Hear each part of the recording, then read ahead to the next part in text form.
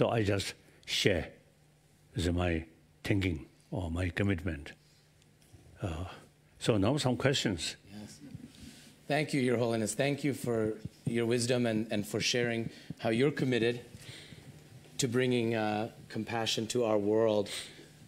When I met with you last year, I asked you a personal question, which is, I said, how do you remain joyful in the face of suffering? And you said to me, serve other people, help other people, and that will bring joy. When you serve yourself, then you're going to experience unhappiness. And so because of that wisdom, we created the Compassion Scholars Program to identify young people who want to make their community more compassionate in our state, in keeping with your wisdom and the wisdom of, as you said, many thousands of years.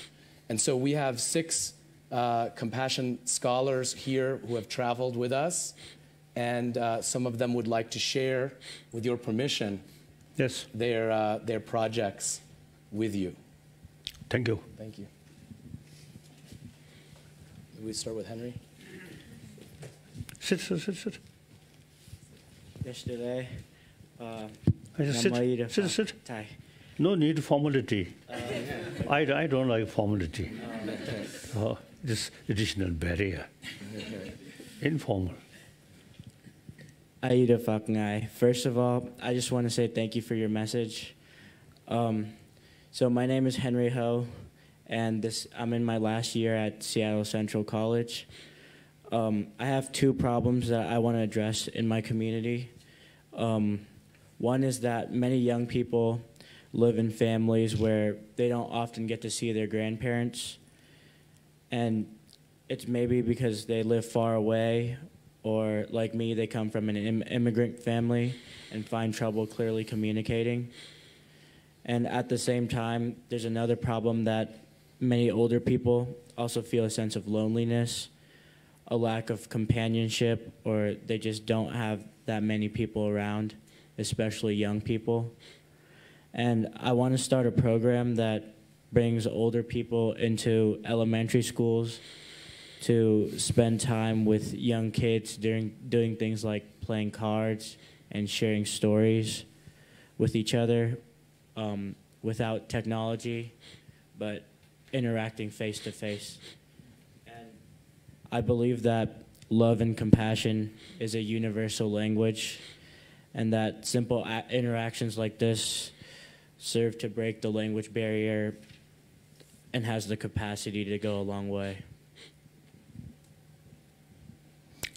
As I mentioned earlier, you see, it is very important.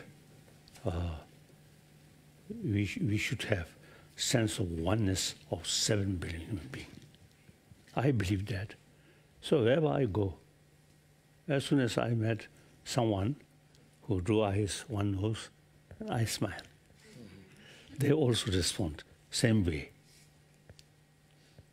So no problem. If I too much emphasis, I'm Tibetan, I'm Buddhist, then that concept creates barrier. So you should think, we are same human being, 7 billion human being, mentally, emotionally, physically, we are same. I think eventually you may find nice girl.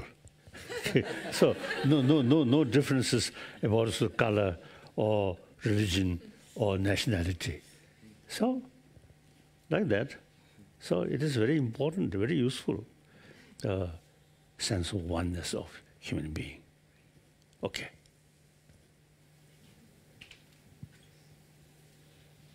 Tashi Delay, Your Holiness, thank you for the opportunity to listen to you speak. My name is Kaya. I'm a student from Washington Virtual Academy, and I was a foster kid. Foster kids... Foster kid.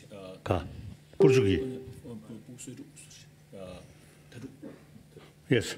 So foster kids are children who have been taken away from their biological parents due to abuse or neglect, and they often they live with other people until they're adopted, which sometimes take a while. I live in a family of 6 children, all who were adopted from harmful situations, so I understand. what foster kids go through. The life of a foster kid is usually very lonely, and it's very hard, and they are always moving around. So they need some place to put their stuff, just in a moment's notice. And there aren't really bags for them to put their stuff, so they have to opt for trash bags, and that makes this horrible situation even worse. I want to create a project that makes pillowcase bags for these children that are happy and nice, and they spread a message for foster kids.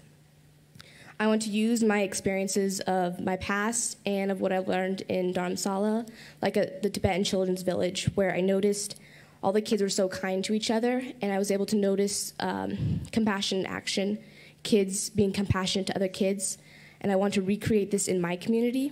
I want foster kids to know that they are loved and that there are people who care for them, and I want my project to be a way for my community to express and exercise compassion. 가사. 가.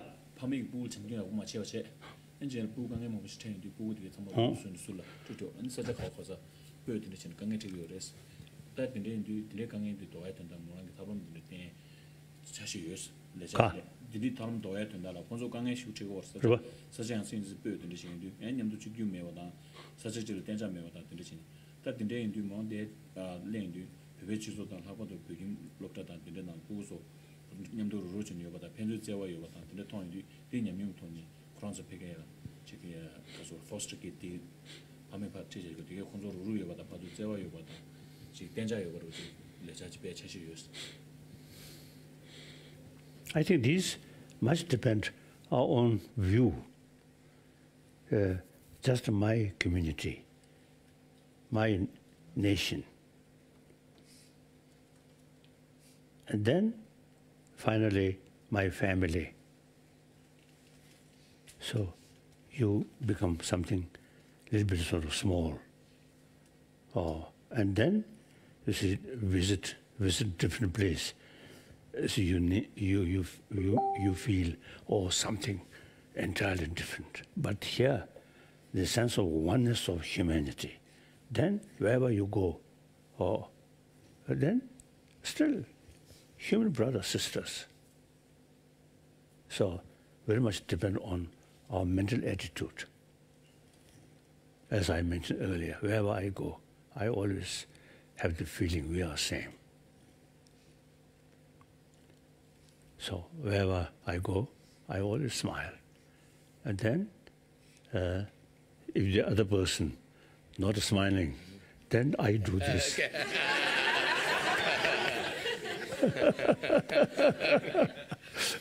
So like that. So we are same. That's very important, you see.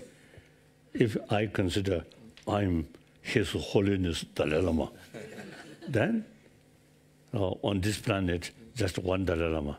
So I feel lowly. So I emphasize, I'm just human being. Then, plenty of my brothers, sisters, no problem. So mental level, think, entire humanity, one community. We have to live side by side. That's a reality.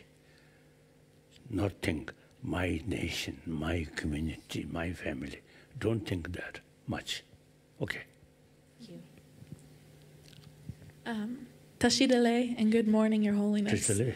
I wanted to take a minute to say thank you so much for the opportunity to listen to you speak. My name is Natalie Gomez, and I'm in grade 11 at White River High School. And today in my community, there's been an increase in poverty and homelessness.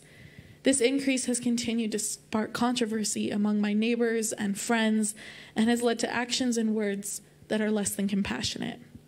My plan is to work with my local newspaper to highlight and elevate the stories of the homeless in my area. I want people to see that the homeless are families, children, veterans, and hardworking people who deserve the human right of dignity. It's been my experience that human nature is to care and have compassion for our fellow brothers and sisters. So if I can get people to see the human that homelessness has affected, it'll be easier for my community to have compassion.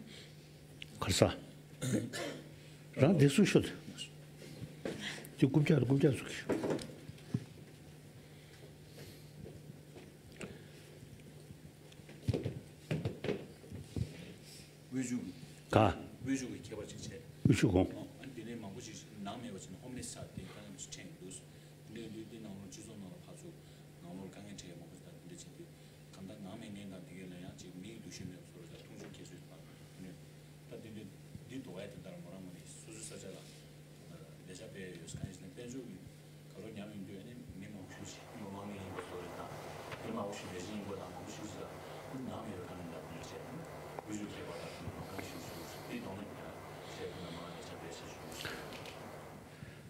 Basically, I think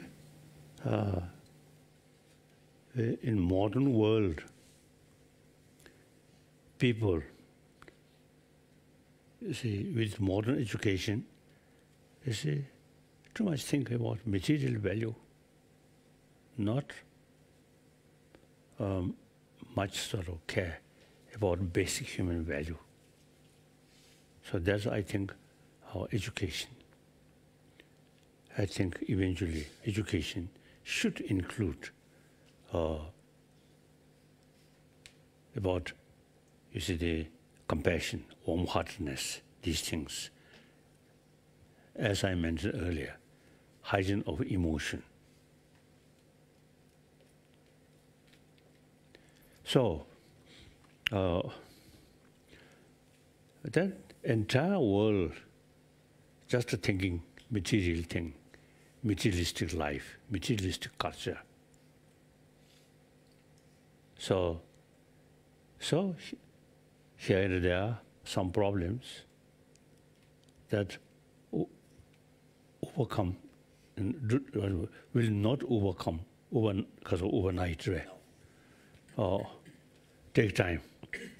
I think if we make effort now, beginning of 21st century, I think in education, mainly education, some deeper human value and sense of oneness of human being, these in education, then new generation who come through that kind of education, then will be a little different. So this is the beginning of 21st century. If we make some effort through education, then later part of this century can be more happier, more peaceful. So with inner peace and sense of oneness of a human being, then all problem which humanity face is basically, they also want happy life, I also want happy life, and therefore the little different things we have to solve through dialogue, not using weapon. So sometimes I describe this century should be century of dialogue. Keep the other person, other party, also our human brothers, sisters. So little differences, we have to, through dialogue, to talk. And they also need we also need them. That's the reality. So much better solve these problems through mutually equitable solution, through talk, not by weapon. I think using weapon, it's outdated. In ancient time, small community, and then, and I think, I usually describe, I feel, concept of war, violence, is very much related with feudal system, feudalistic society, kings, queens. You see, they give order, go there, kill them. That's a feudal system. I think each soldier, if you ask do you want to die for your nation? I don't think. I think each soldier loves their own life. So I think soldier also prefer solve problem through talk peacefully. So my hoping is gradually. Firstly, one time in some Nobel laureate, one meeting, you see, some Nobel laureate, this is Costa Rica, I think Costa Rica, Costa Rica. Now he suggested, you see, the selling weapon should stop as a first step. Then gradually, you see, reduce weapon. So eventually, I think this century can be demilitarized world. It's possible to achieve.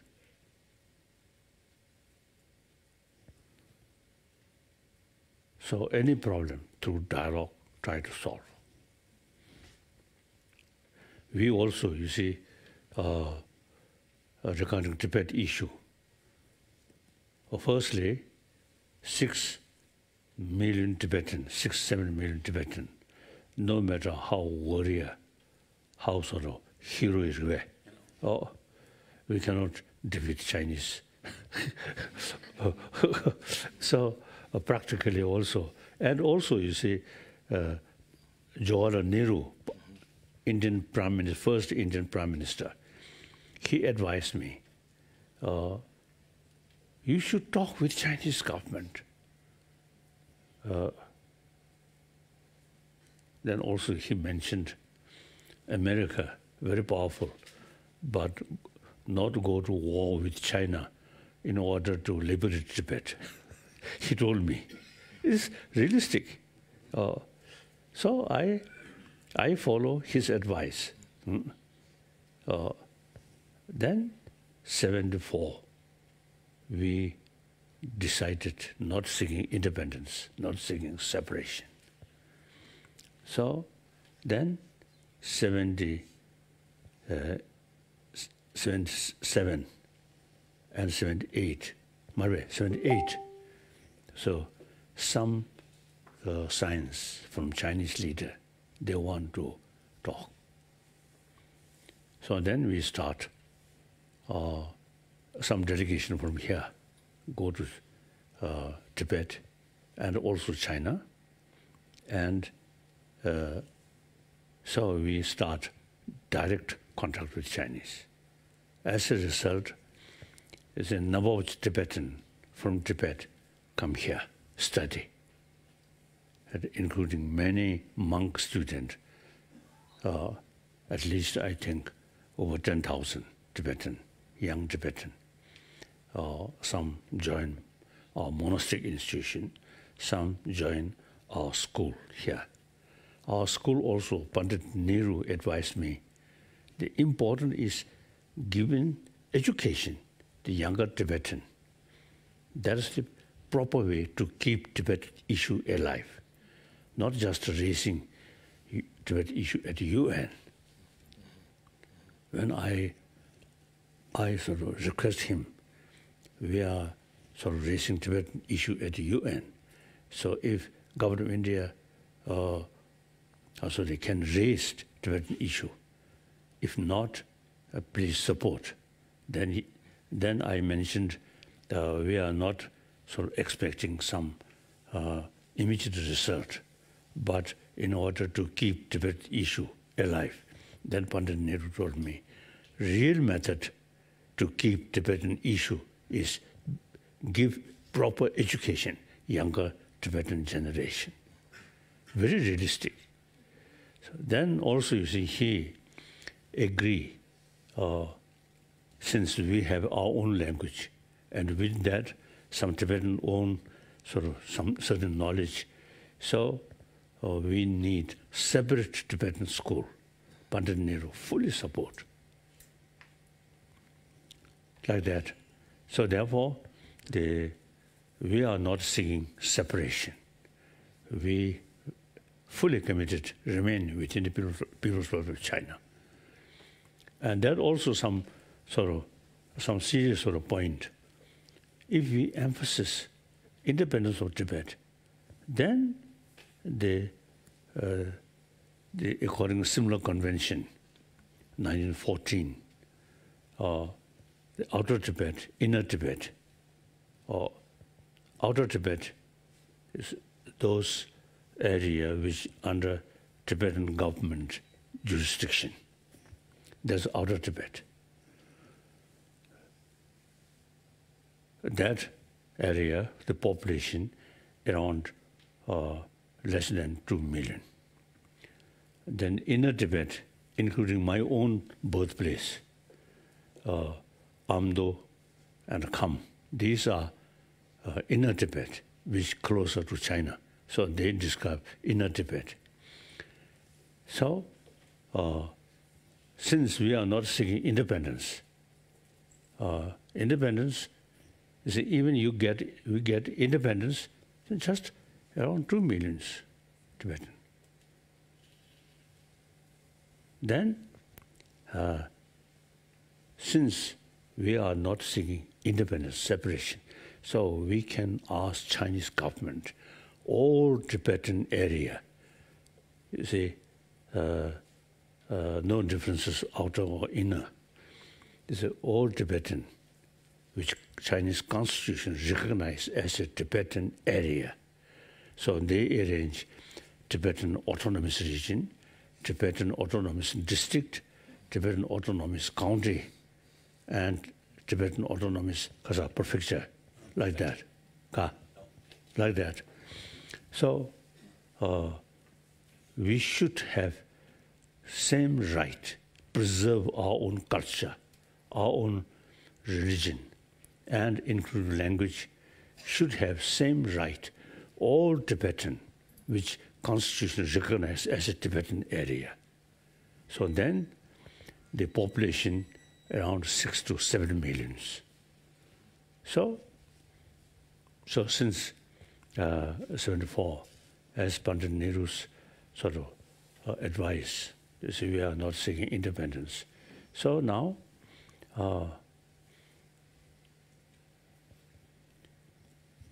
since then, you see, we developed direct contact with the Chinese government, and also from here, we have the opportunity to send fact-finding delegation. Because 78, 79, delegation from here is sent to Tibet and also China. So that really was very helpful to inside Tibet. Their spirit very strong, and then on top of that, when they receive some delegation from here, they know our establishment here with full support of Indian government. Then you see they feel much sort of, much spirit. And then also, you see, after they return, you see, they told us the high spirit inside Tibet, that also, you see, help us to keep our spirit. So therefore, you see, not some political sort of shouting or thing, but so peacefully, you see, we create Tibetan spirit very strong. And then meantime, many students, as I mentioned earlier, many students come from Tibet and join here. So basically we call this method, we call middle wave approach, not separation, but within Chinese, People's Republic of China, we should have sort of the all Tibetan, as I mentioned earlier, all Tibetans should have same right. So now, attitude from Chinese leaders, some changing. So we'll see next 2-3 years some change. But some Chinese always ask me, I should return. And I told them clearly, I prefer India. There's a freedom.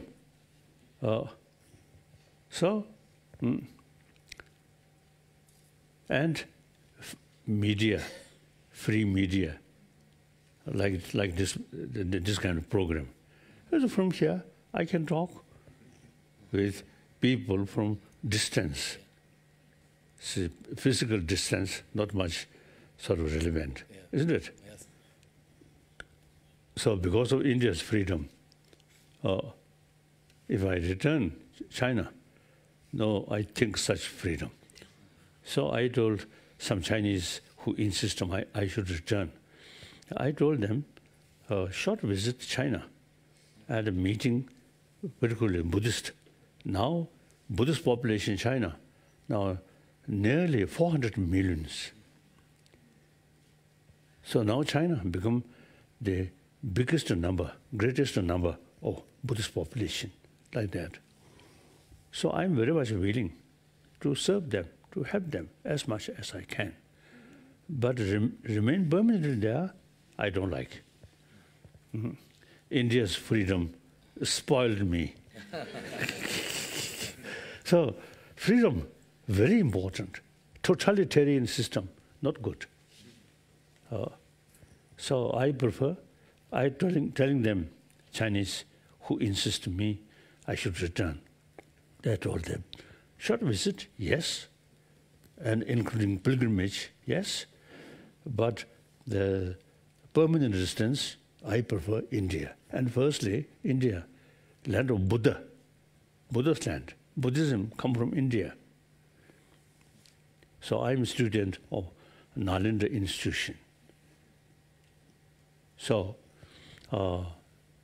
when we come to India as a refugee, one way, very sad, we become refugee. One way, our original place, all Tibetan, so Buddhist knowledge or Tibetan culture come from this country. So we reach the original, the kind of source of Tibetan culture, these things. So, and then some question. We have one more project. Tachina.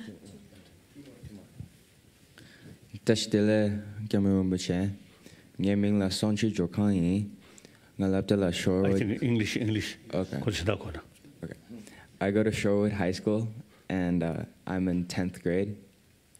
As a Tibetan, I've experienced people not understanding other people's cultures and heritage, and this can lead to discrimination and stereotypes.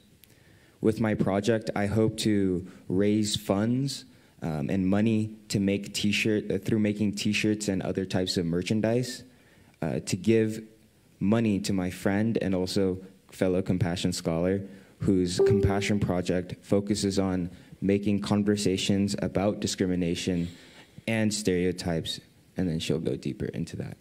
Very good, very good.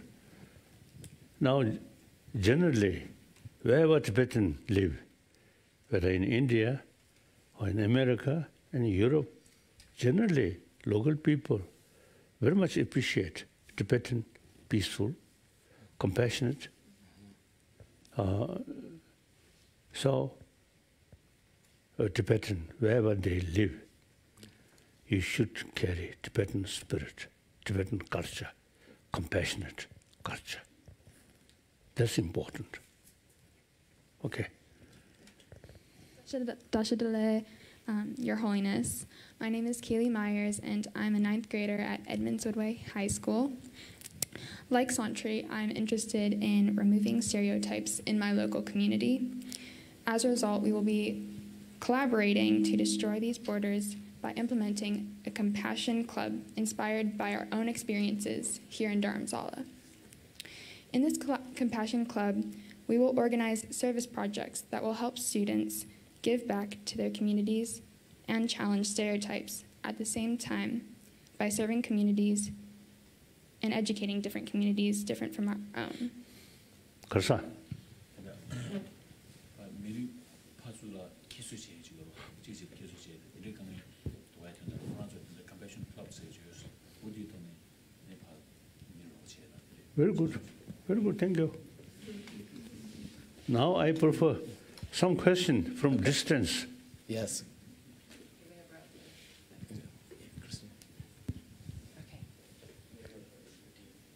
Any question? Yes. Do you heard? Do you hear my voice?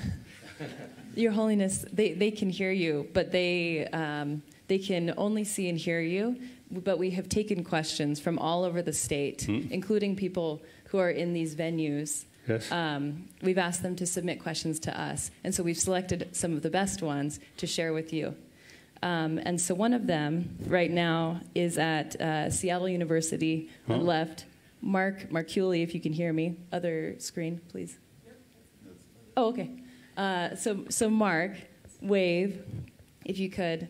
So Mark Marculi, he's the Dean of Theology at Seattle University, and this was his question for you. He said, "You have been encouraging more compassionate responses to the world's problems for many years, and particularly among leaders. From your perspective, what are the most destructive political or cultural behaviors that diminish our collective ability to learn and practice compassion?" 그래서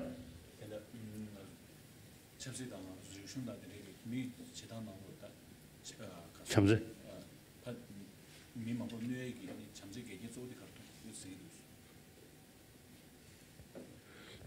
I think,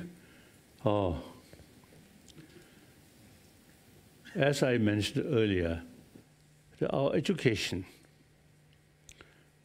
firstly, not much take care about our emotion, firstly, our inner world. Then the leaders, present sort of generation, come from that kind of education. So naturally, see, they also, you see, thinking their own nation. So a little bit sort of also they are narrow-minded. So due to that, now, for example, American president, he expressed America first. I feel the America, leading nation of free world, should take care about the global level. So these are understandable, just one's own nation, like that.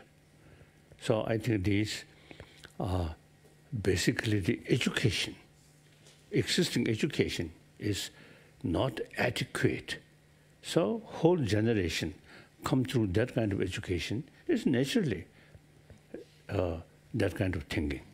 Okay. Thank you. We have another question from someone listening in Seattle. We will not be able to see him, but he's listening. And this is from Father Mike Ryan, who's a pastor at the Catholic St. James Cathedral in Seattle. So his question for you is, you exude an inner joy to everyone who encounters you, and yet your life has been lived in exile and deprivation with many challenges. How can we maintain a spirit of joy in a world where people, including people of faith, seem to be at each other's throats? 그래서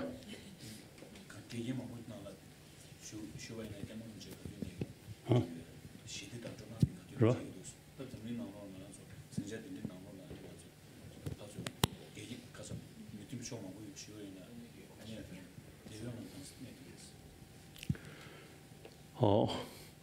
I think here,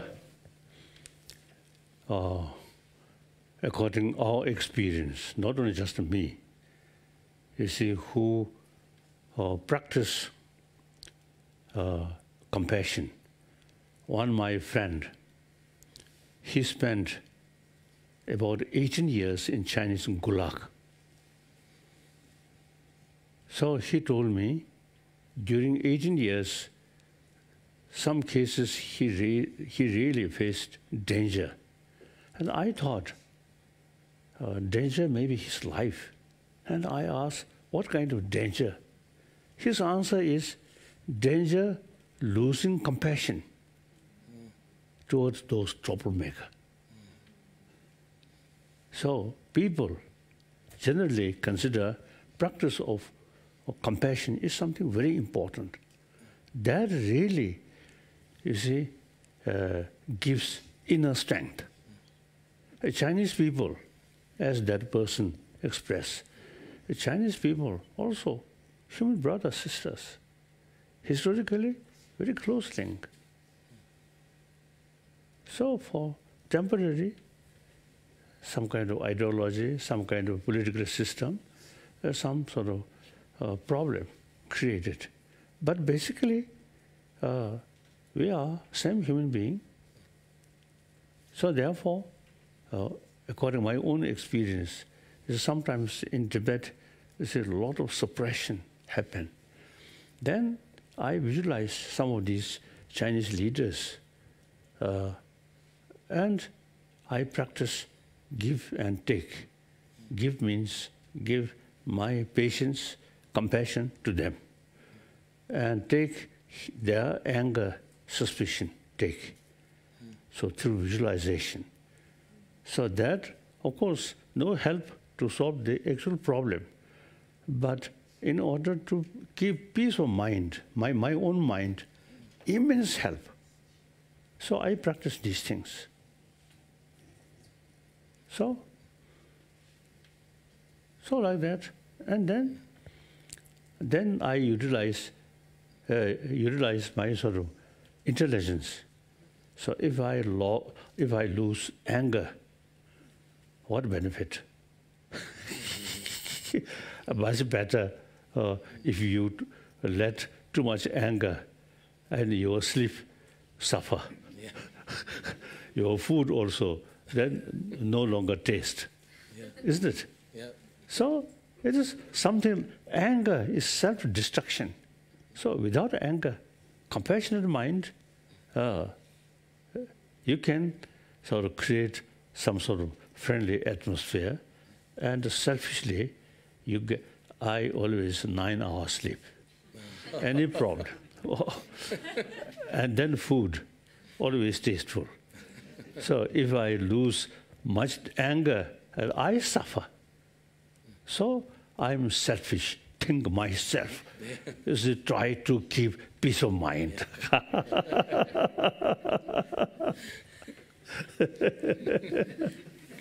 Thank you. Some of our questions come from some of the delegates in this room. And so, with your permission, I'd like to invite Colin Pierce to ask his question.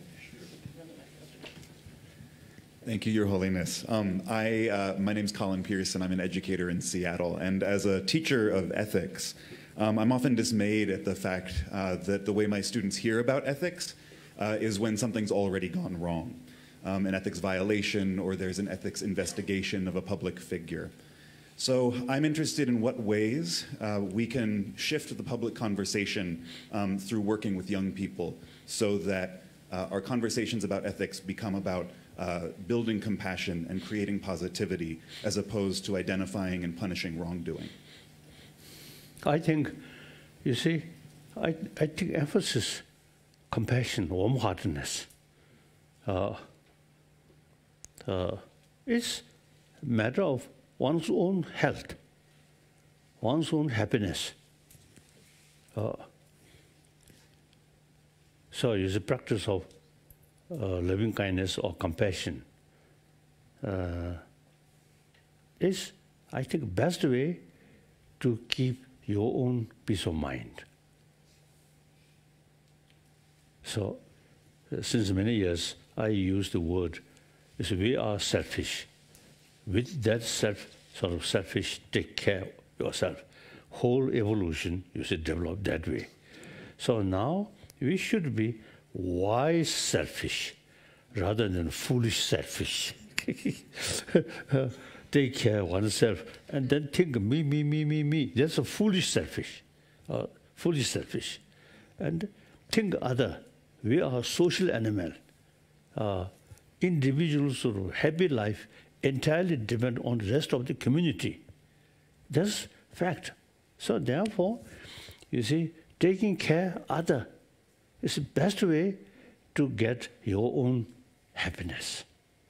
So we should be wise, selfish, taking care of other. Ultimately, you get maximum benefit.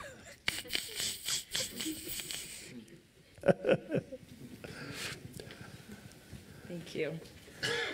We had another question from a member of our delegation, Amy Hadeen, so I'll just pass the mic to you. Thank you, Christina. Your Holiness, my name is Amy Hadeen, and I work with business leaders, teaching them about the human side of business. And human side of business. My question for you is, you have been a leader for many, many, many years, and you have faced many challenges and many difficulties, yet you remain so optimistic and so energetic. How do you keep your energy and optimism during the most difficult time? My energy, I think 2 years ago, I visited East India. So at that time, one Indian politician joined also. So within few days, we become very close friends. Then one morning, we met. He asked me about your rest, sleep, rest, and how. And then I told him, no problem. I always 9 hours sleep, and then 4 hours meditation. So my mind sharpening. So as a result, I can cheat other people more easily. that is his response is, he only sleep 6 hours, so he cannot cheat other people. So, I think mainly these things, you see, thinking, the way of thinking, more altruistic. Some sort of our practice, the altruism, infinite altruism, then the whole phenomena appears positive. Sometimes I little bit sort of critical view some of the deities, very wrathful deity, so I criticize them. To whom they sort of feel they show some kind of a wrathful sort of face. Meaningless. So, entire sentient being, entire human being, everybody loves compassion, warm-heartedness. So warm-heartedness is real precious thing in order to bring inner peace and peaceful atmosphere, friend. So,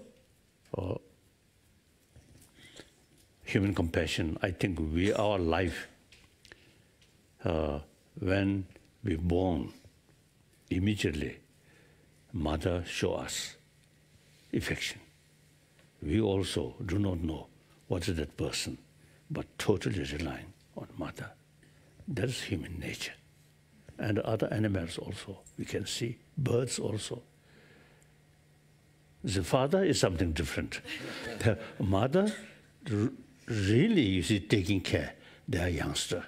And youngsters also, you see, their survival entirely depend on mother. That's basic nature. Then at the time of our death, dying,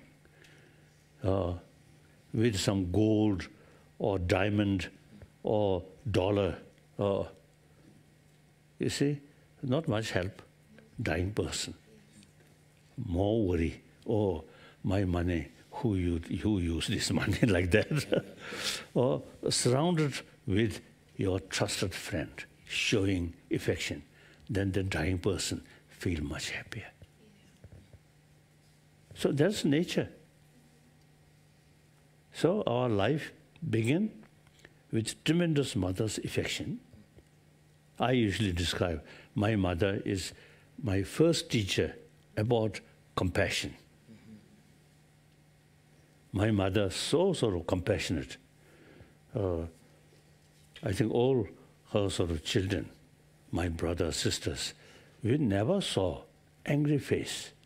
My mother, very peaceful, very compassionate.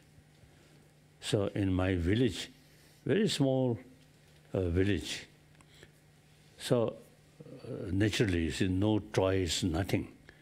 So my mother always carried me on her shoulder. So eventually I found very comfortable on my mother's shoulder. And then I become a little bit aggressive, hold my mother's ear when I want to go this side. This side. If not, listen to me, then I shout. So my mother, so kind, so a little bit spoiled me. So these days, I really feel my first teacher of compassion is my mother. So family level, family sorrow as a level, I think the parent, and particularly mother, I think the maximum affection to the children. And then that experience, you see, should carry eventually when we join school. I think school teachers should talk more about basic human value, not only talk about brain. So eventually, now in India, we already, you see, some program,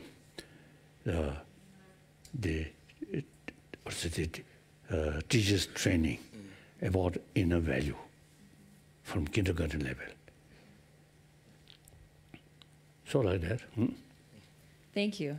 Our next question comes from a woman based in Seattle, and her work is focused on helping businesses act in a compassionate manner, actually based on your teachings. Her name is Bonnie Gerla. Her question is, how does one convey that the practice of compassion takes strength and courage rather than weakness and softness, especially as we look to address the business sector? 그래서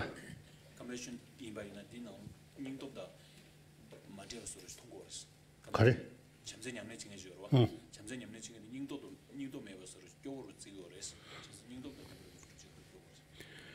No, that I think it is totally wrong. The compassion brings inner peace and also self-confidence. So that is the basis of determination and willpower. So compassion is the sources of determination, willpower. I feel that like that. So I think my own case, age, I think, I think 13, or my freedom lost. Then age, 24, I lost my own country. Then a lot of sad news from Tibet. But more sad news come. It brings more willpower. And since I often see expressing our struggle between weapon and compassion, truth. So weapon, power of weapon is for temporary. Power of truth always remain, generation to generation, century to century remain. So ultimately, it's our strength with compassion, with honest, truthful, mutual benefit. So our struggle, this is real sort of source of our strength. So more problem, more sort of determination. If something selfish, then some difficulties come. and then discourage or demoralize. Since our struggle entirely based on compassion and truth, and also realistic, not seeking separation, independence, but within China. So the method, more realistic method, and motivation or compassion. So therefore, you see, more problem, more determination. Okay. Thank you. Our next question is less focused on the personal and more to the point of global issues. And I'd like to invite Nick Bumpus to ask that one. If you would. Thank you. Hello, Your Holiness. Thank you for your time today. My name is Nick Bumpus, and I represent workers and their unions back in Washington State. My question is that one major problem with addressing climate change is that people fear losing their jobs, especially if they work in industries such as manufacturing or other similar industries. How can we solve the most serious problem in a way that is compassionate to those concerns for those people? Now, compassion, concern, naturally, is the entire humanity. It's our brothers, sisters, and we have to think the benefit of future life, of a future of humanity. So now, the global warming, quite serious.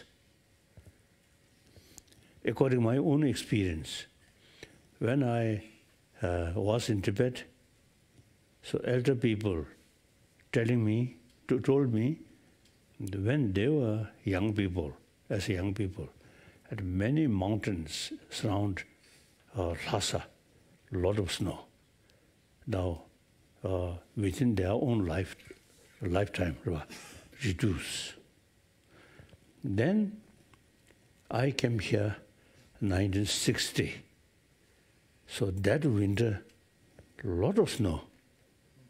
And we also play snowball, like that. Then each year, less. Now, much less snow. So we actually experienced global warming.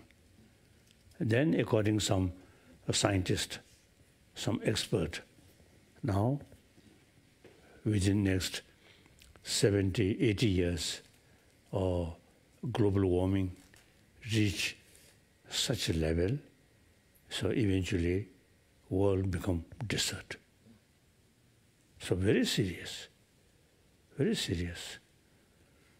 So American president, I think, withdraw from Paris. Oh, I think better. No, of course, I have no right to say, but as an individual free expression, America as a leading nation, I think should remain, and then should take the care about environment. Very important, very important. Now, global warming, if people believe God, pray to God. I don't think God also, you see, difficult to control with global warming. So therefore, we should take, although the global warming by nature, according to some Buddhist text, the whole galaxies, one occasion burned, one occasion too much wind and disappear like that. So now, our period, the millennium, the burning. So global warming is some indication about that. Gradually, whole world burned and disappear, whole galaxies. And then again, new galaxies come. And from Indian tradition, we believe life after life. So we have to born again here. and and see some complaint here and there, complaint. So global warming, very, very serious matter. Thank you. And I've just gotten the warning that you have time for 2 more questions. Okay. And so I'd like to make sure to ask one from one of the watch parties, the official watch parties that are watching now. This one comes from the Edmonds Center for the Arts. Her name is Kristen Knudsen, and her question is, how do we support children who have disabilities that are severe and profound? 가서. 그래. 그래.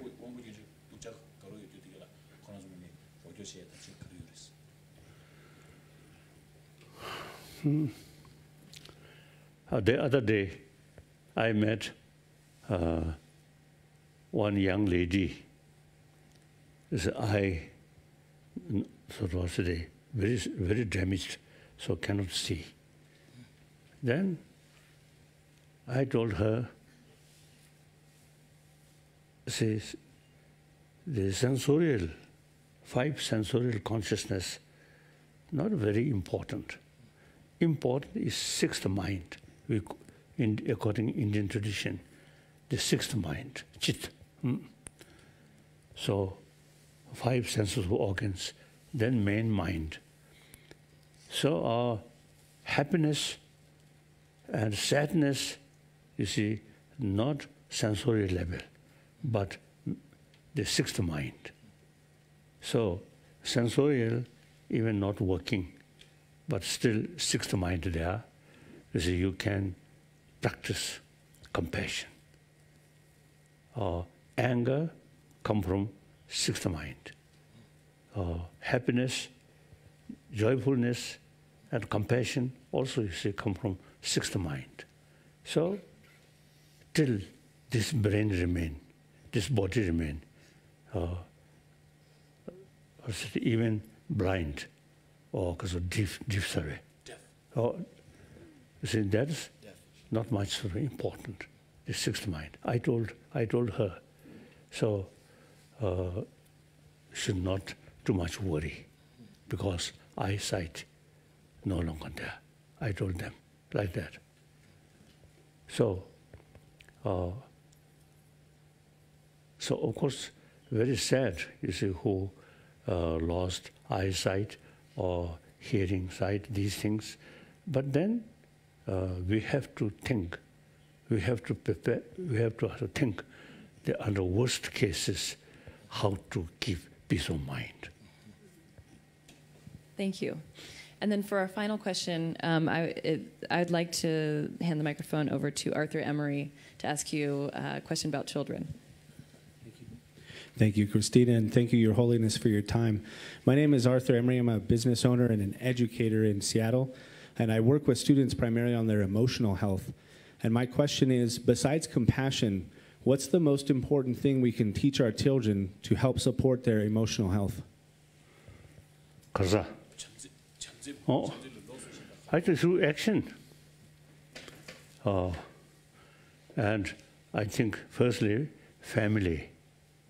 Or sometimes my mother, as I mentioned earlier, very, very loving, kind mother. My father, not like that. My father, you say, loves pork. So in Dalai Lama's kitchen, no sort of serving porks. So I quite often visit my father and sit beside him and waiting some piece of pork. So then sometimes, you see, the fat from pork, you see, put his mustache. Then sometimes he lost his temper and beat me. So I think the family level, I think maximum sort of affection to children. Then important is education field. In class, even without special text, the teacher should show affection to the student and smile. Then let student feel when they come the class, they should have some kind of feeling of happy. Oh, my class full of joy, my teacher smiling and take care about my whole life. Or let them feel that way. Or if teacher may be expert but without smile, and also angry face, then I think student, when class time of class come, student feel, oh, now. I think even without any sort of proper text, the attitude of teacher, I think, very important. So family provide maximum affection. Then classroom teacher should show maximum sort of kindness or affection. And then eventually I think we will find some text, how to train our emotion. As I mentioned earlier, we already sort of working. So firstly, within India, I think we will start these sort of text. Then you can, you also can share like that. Okay. Your Holiness, thank you so much for being so generous with your time. You're so kind to spend so much valuable time with us. Thank you to Tashila, who made this possible, and Tashi, and thank you to your office. I want you to know that on behalf of all of us in Washington State, we wish you good health. Thank you. We send you our love, and we say thank you, and we will put your wisdom to work in our state for compassion for all Washingtonians, for all Americans. Thank you. Thank you. Thank you. Thank you. Thank you. As I mentioned earlier, America, leading nation of free world, and the most powerful. So America, very, very important. Many nations, I think including China, copy about American sort of value. Okay. So politically, some different sort of expression. But the reality, I think many people really loves America, I feel. Okay. Thank you. Thank you. Thank you.